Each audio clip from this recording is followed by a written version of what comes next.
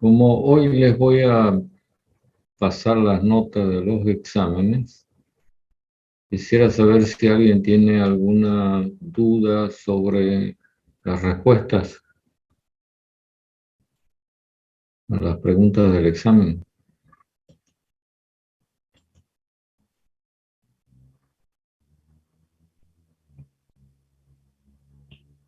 ¿Los escucho?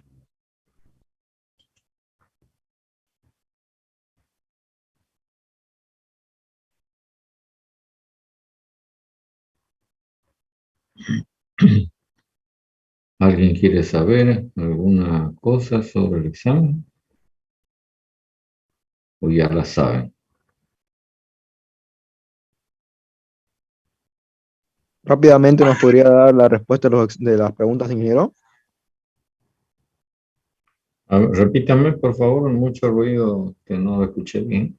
¿Qué es lo que... ¿Será que nos podría dar la respuesta de las preguntas, ingeniero? ¿Cuál era la primera pregunta?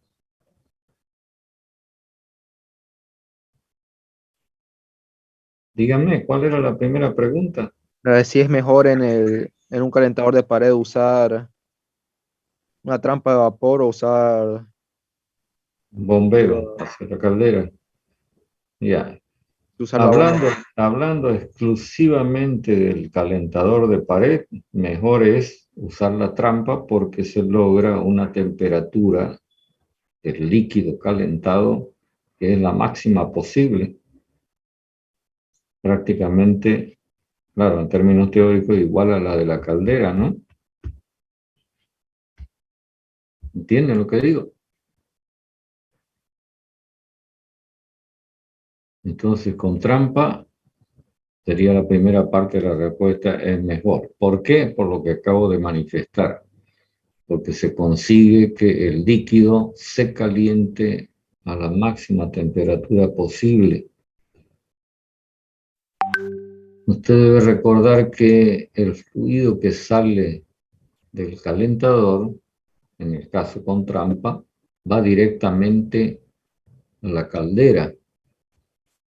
Y en términos teóricos hemos planteado que ese líquido es es un líquido saturado. Entonces, a la presión de la caldera, pues prácticamente está entrando a la temperatura que va a existir en el cambio de fase que ocurre en la caldera. En cambio, en el otro caso, con bombeo, en realidad lo que ingresa a la caldera es un líquido subenfriado. Si usted examina los esquemas de las instalaciones que en su momento explicamos, usted podrá comprobar lo que le estoy diciendo. Ahora, no se trata, acordándome de algunos comentarios que han anotado, no se trata de que en realidad se ahorra una bomba, ¿no? Alguien ha escrito eso. Eso es cierto, pero eso no significa que no se consuma de repente tanto trabajo mecánico como cuando hay dos bombas, porque el bombeo se lo tiene que hacer desde la mínima presión, que es la del condensador, hasta la máxima presión, que es la de la caldera, cuando el líquido pasa por el calentador. A ver, para la persona que me estuvo preguntando, este, ¿tiene alguna duda sobre esto? Ingeniero, todo correcto. ¿Cómo? Todo correcto, ingeniero. Ya. ¿Cuál era la segunda pregunta?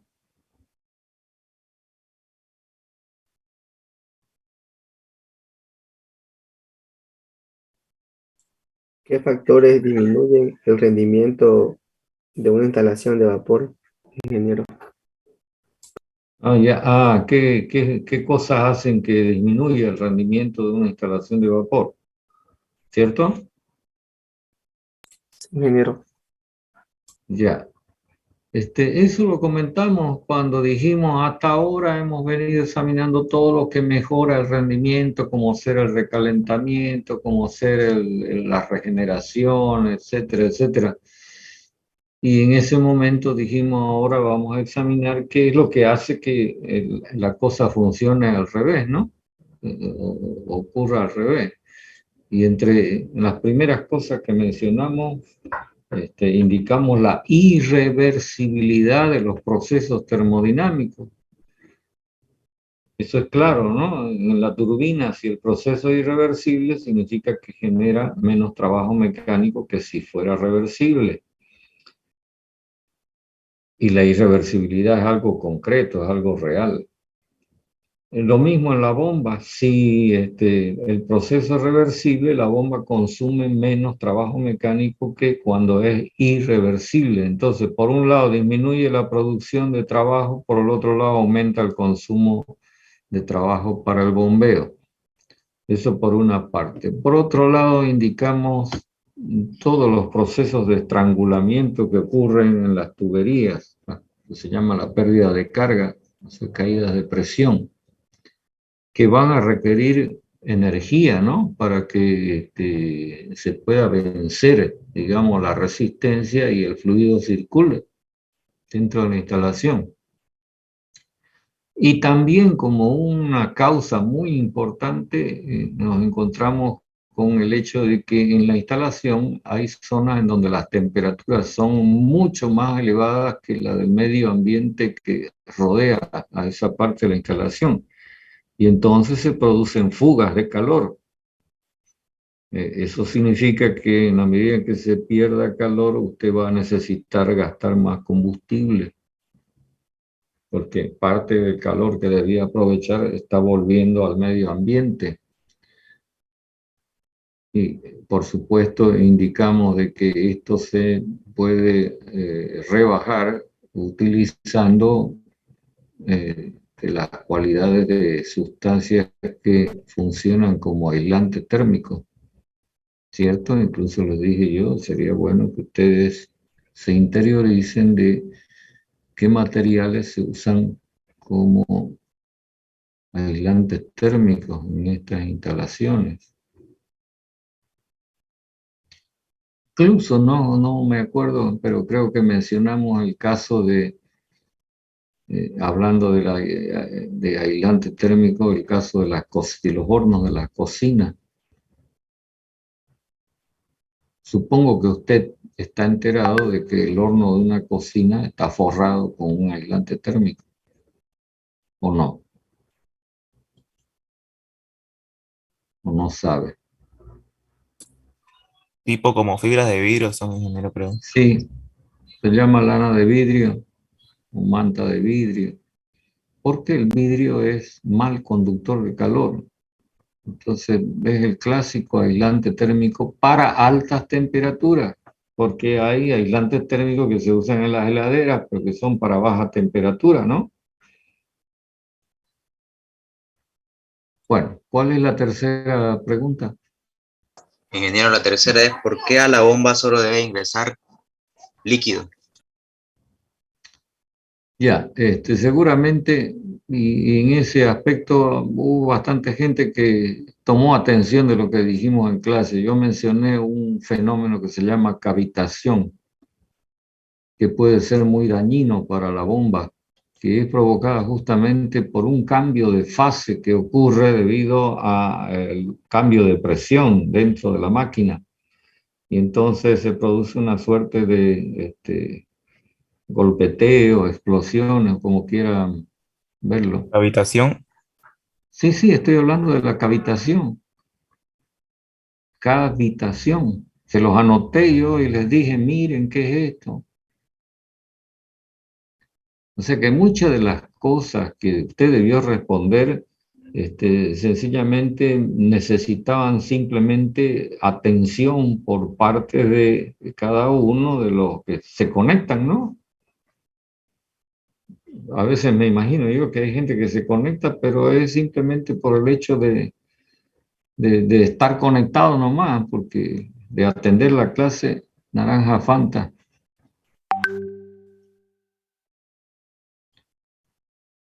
Y la última.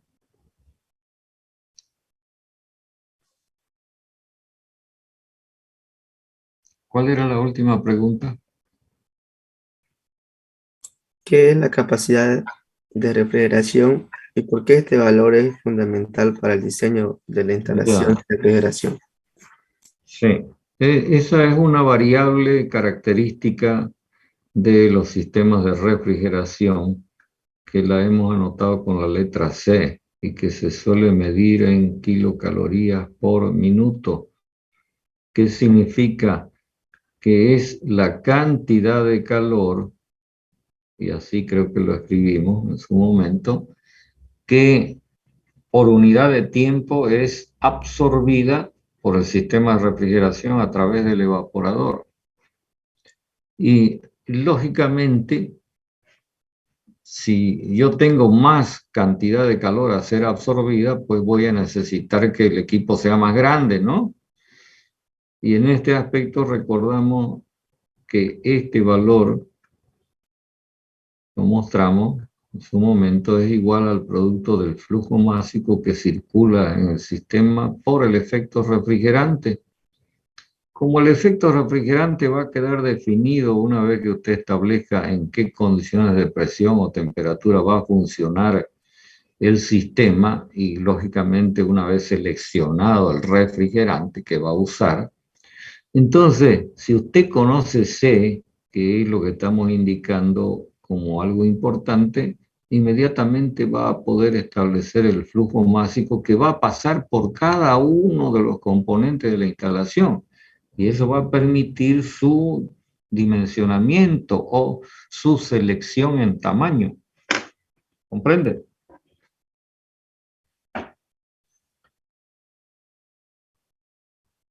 Creo que está claro, ¿verdad?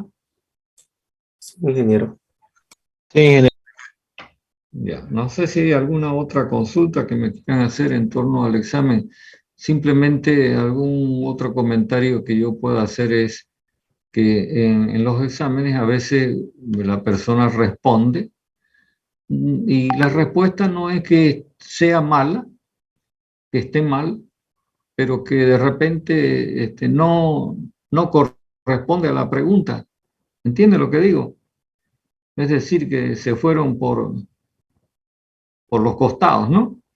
Como haciéndole lance a la pregunta, escribiendo acerca de otras cosas. Entonces, en alguna oportunidad, si eso que han escrito merece alguna atención, tiene cierto valor,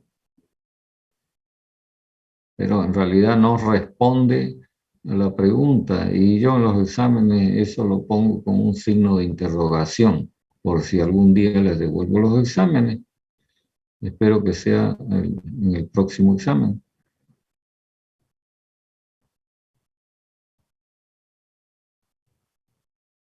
Bueno, no sé si hay algo que quieran decirme relacionado con el examen.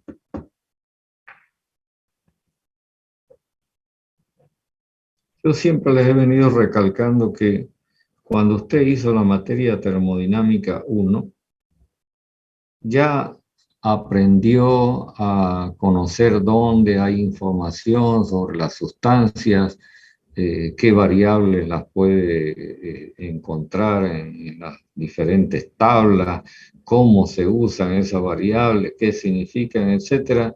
Entonces,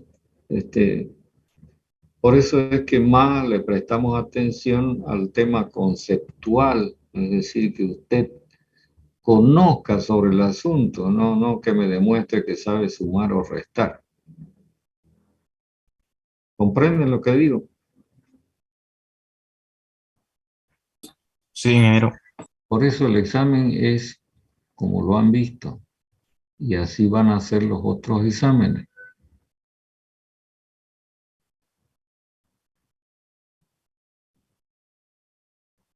Bien, no sé si hay que añadir algo más. Si no, para concluir con el tema de compresores,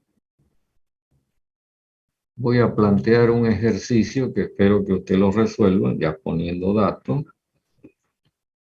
en torno a esto. Antes quisiera recordar de que además de los compresores de cilindro y pistón, digamos que son los más conocidos, hay otros compresores como son los rotativos, que los hay de distintos tipos. No sé si usted se tomó el tiempo de mirar esto. He visto que hay unos como engranajes, ingeniero, y otro que como igual lo mismo, pero Dependiendo de las cosas, nos podemos encontrar con, digamos, un tipo de compresor que es muy importante en las aplicaciones de neumática. ¿Sabe, no? ¿A qué me refiero con neumática? La palabra neuma significa aire. Entonces, esta rama de la mecánica utiliza como fuerza motriz la presión del aire, la fuerza provocada por la presión del aire. Entonces, hay un tipo de compresor rotativo que es de gran capacidad para este tipo de aplicaciones, que se llama compresor de tornillos. No sé si lo han visto. En refrigeración, estoy destacando, digamos, los que son más sobresalientes. En refrigeración también se puede encontrar aplicación de un tipo de compresor rotativo que se llama así, scroll. En realidad es un compresor que podríamos llamarlo espiral. Después hay otros compresores como compresores de Álaves. Bien pueden ser esos compresores que decían de engranajes, de rodillo. En fin, es cuestión de que usted se gaste un poco de su tiempo, preste interés a estas cosas y las mire en el internet. Va a encontrar infinidad de información sobre esto.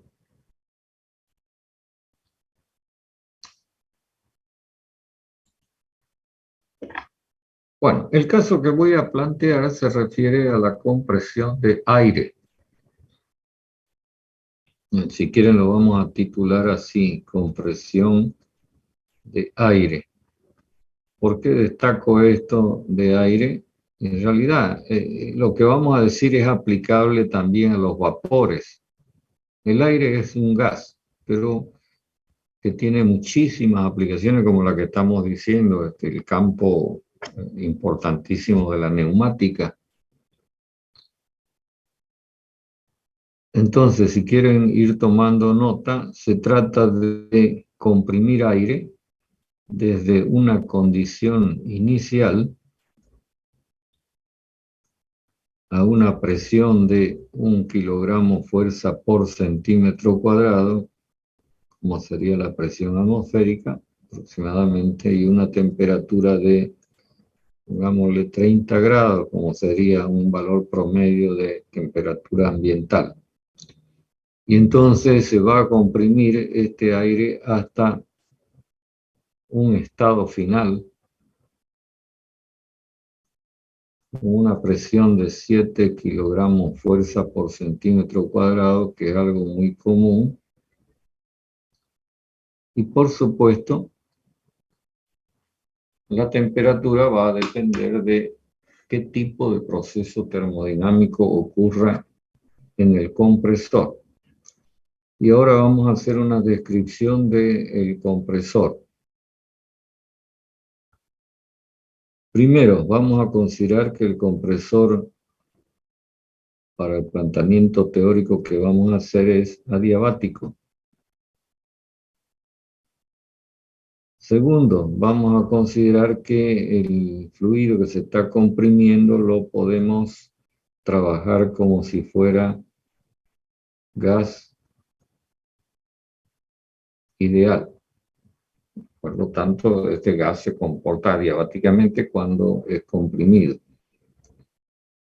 Tercero, vamos a hacer la compresión en etapas, en 2 etapas concretamente, con enfriamiento intermedio.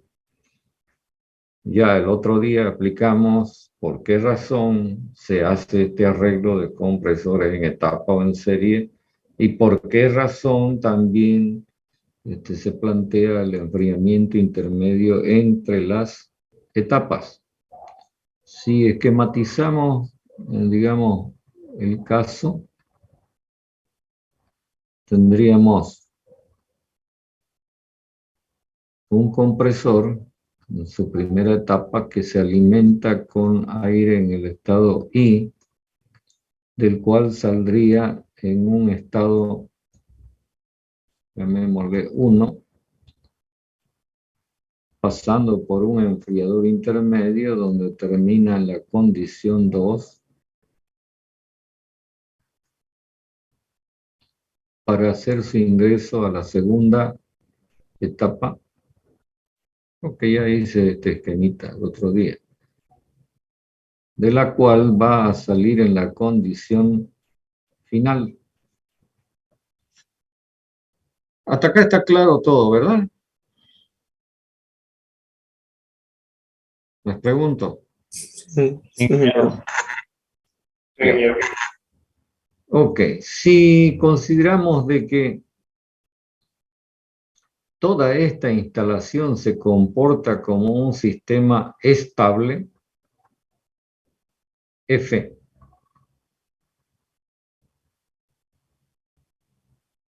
entonces yo podría,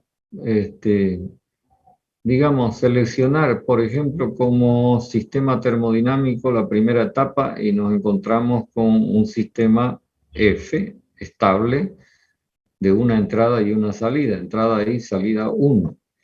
Si analizamos el intercambiador de calor, el enfriador intermedio, también tenemos un sistema F con una entrada y una salida, entrada 1, salida 2, y también la misma consideración podemos hacer para la segunda etapa con entrada 2, salida F. Y debemos recordar de que en estos sistemas el flujo másico es constante. ¿Qué quiere decir esto? Todo lo que voy a anotar, que el flujo másico que entra en la condición I va a ser igual al flujo másico que sale en la condición 1, que sigue luego en la condición 2 y que termina en la condición F. ¿Está claro? Simplemente estoy recordando la ecuación de continuidad o balance de masa establecido por la termodinámica. Y luego también como elemento importante para el análisis termodinámico, anoto la primera ley. Obviando cambios de energía cinética y energía potencial, asumiendo que son sin mayor importancia. Y entonces, en este caso, fíjese, por esta consideración que estamos haciendo acá, ese término sería 0 y entonces nos quedaríamos con una expresión de primera ley bastante sencilla, ¿no? Ok, vamos a seguir añadiendo información ahora sobre el compresor.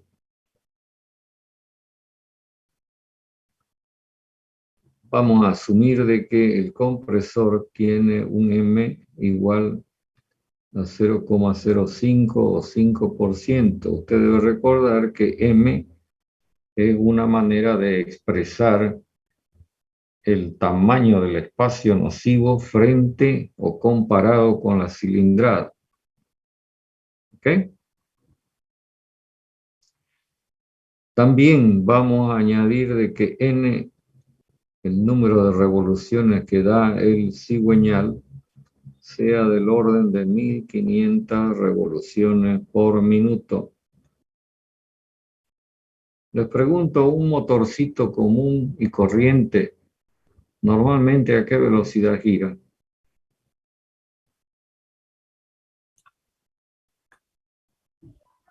De una moto, 4000 revoluciones por minuto. 4000. Sí, de una moto, es lo recomendado. No. Estoy hablando de motores eléctricos. Ah, no, no sé. Usted me está hablando de motor de explosión, ¿no? ¿Cómo no va a saber? ¿Acaso no estudia electromecánica?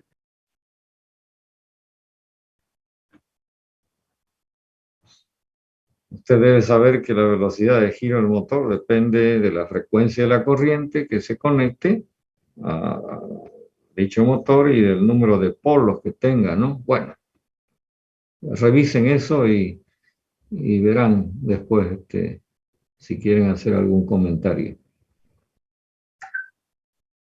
Esto, digamos, como características constructivas.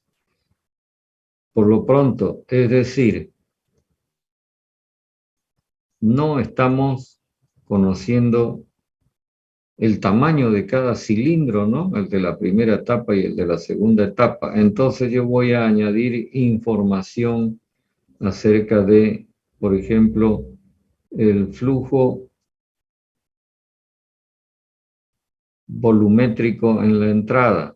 Es decir, considerando que esto es un compresor de 2 etapas, ¿cuánto aspira el compresor por unidad de tiempo? Y le vamos a poner, a ver, no sé, 100 litros por minuto de aire, es decir, 0,100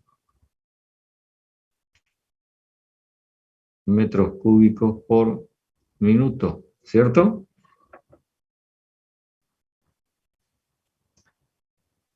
Y ya sabemos en qué condición entra el aire al compresor. Hemos dicho que ingresa a 1 kilogramo fuerza por centímetro cuadrado y 30 grados centígrados. Entonces, inmediatamente, conociendo esos datos y utilizando la ecuación de estado del gas perfecto, yo puedo determinar el volumen específico de entrada. Y si divido el flujo volumétrico y de entrada a la primera etapa, a la máquina en realidad, por el volumen específico inicial, inmediatamente voy a tener conocimiento del flujo másico que atraviesa la instalación. ¿Cierto? ¿Me están siguiendo? Sí, ingeniero. Ya, este flujo másico va a ser común, pues, ¿no? Pasa por todos y cada uno de los sitios, desde la entrada I hasta la salida F. Ya. El otro asunto que debemos tener en cuenta es que si hablamos de espacio nocivo, entonces inmediatamente tenemos que comentar acerca del rendimiento volumétrico del compresor.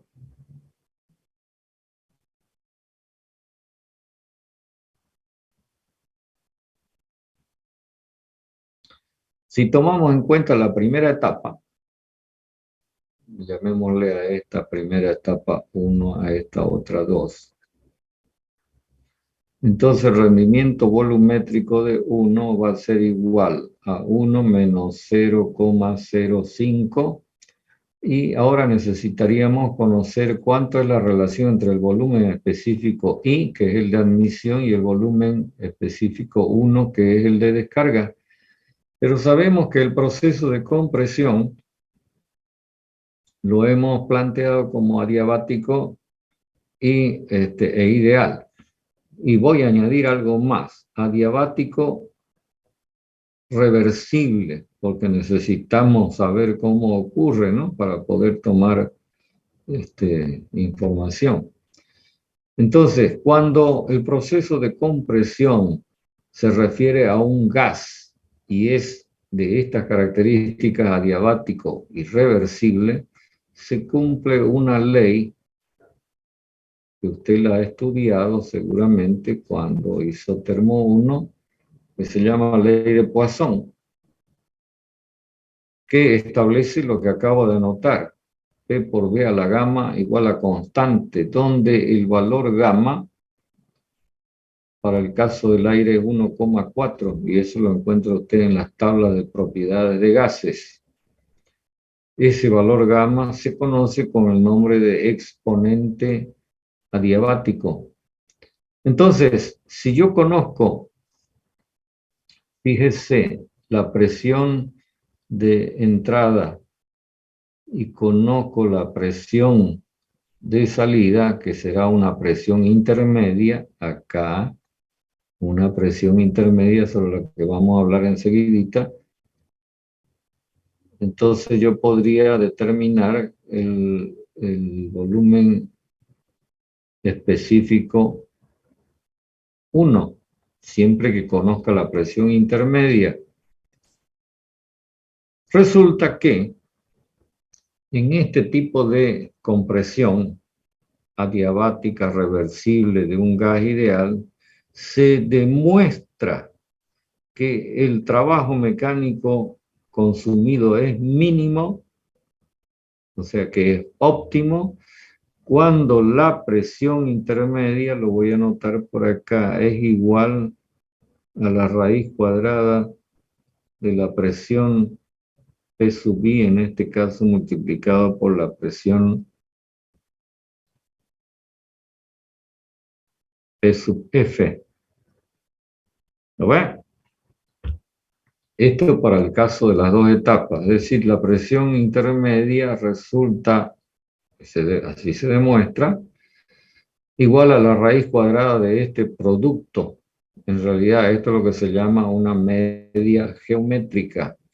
Yo le sugiero que usted busque información acerca de cómo se arriba a esta conclusión. Es un método matemático aplicando las fórmulas de trabajo mecánico. Porque usted va a tener un trabajo mecánico en la etapa 1 y va a tener un trabajo mecánico de la etapa 2. Y entonces esto queremos que sea mínimo. Y entonces se aplica un procedimiento matemático para minimizar estas cantidades respecto de la variable presión intermedia. Entonces, si conocemos P sub I, que es 1, y P sub F, que es 7, ya podemos determinar la presión intermedia, y eso nos daría como resultado el conocimiento de B sub 1. Entonces, conocido este valor, inmediatamente usted va a tener la información del rendimiento volumétrico. Voy a borrar un poquito para seguir anotando cosas.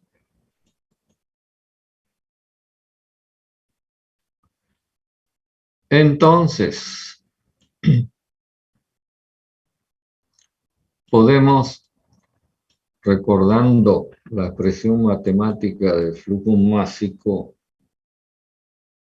que dice que este valor es igual al rendimiento volumétrico por el valor de la cilindrada dividido por el volumen específico de admisión por N y por N, donde este valor, por supuesto, va a ser igual a 1.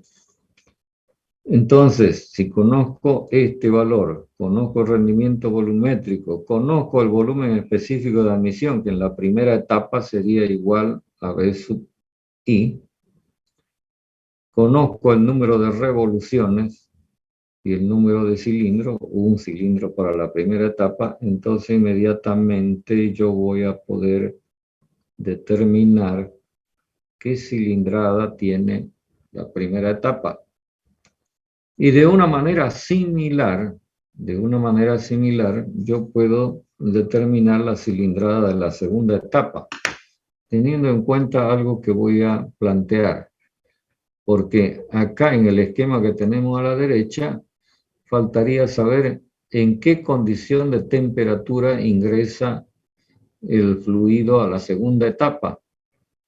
Y para eso debe recordar usted el diagrama que hicimos de la compresión en serie en la clase anterior.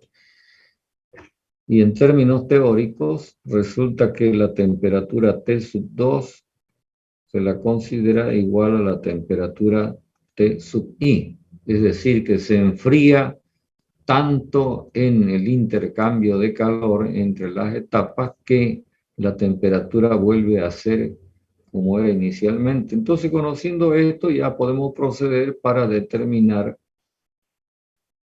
el rendimiento volumétrico, que va a resultar igual que en la primera etapa, y determinar la cilindrada de la segunda etapa, que va a ser lógicamente menor que la cilindrada de A1. Usted lo va a poder verificar cuando haga cuentas.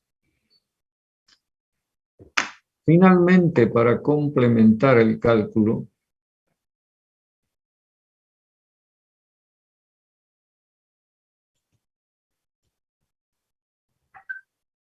podríamos calcular qué cantidad de trabajo mecánico y qué potencia demanda el compresor. Este compresor de 2 etapas. Para eso, entonces tenemos que aprovechar esta ecuación que tenemos acá de primera ley. ¿Lo ven? Entonces, el trabajo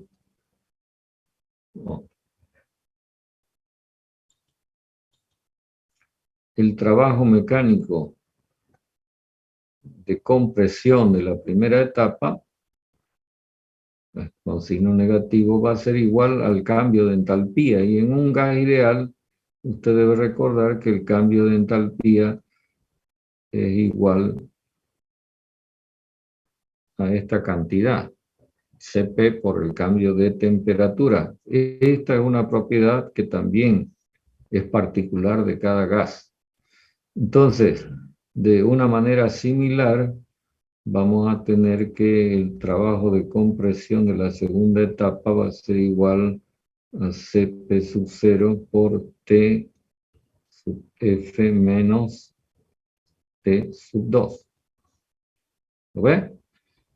Como el flujo másico es constante, es decir, que cuando pasa 1 kilo por la primera etapa, pasa 1 kilo por la segunda, entonces podemos sumar los trabajos mecánicos como hicimos el planteamiento acá, y tendríamos el trabajo total, por supuesto, con signo negativo.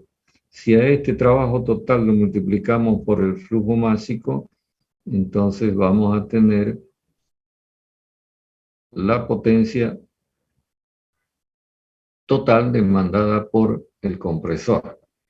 Por supuesto que todo esto que hemos estado relatando es un planteamiento eminentemente teórico, pero sirve como referencia para ya operar en la práctica. ¿Preguntas?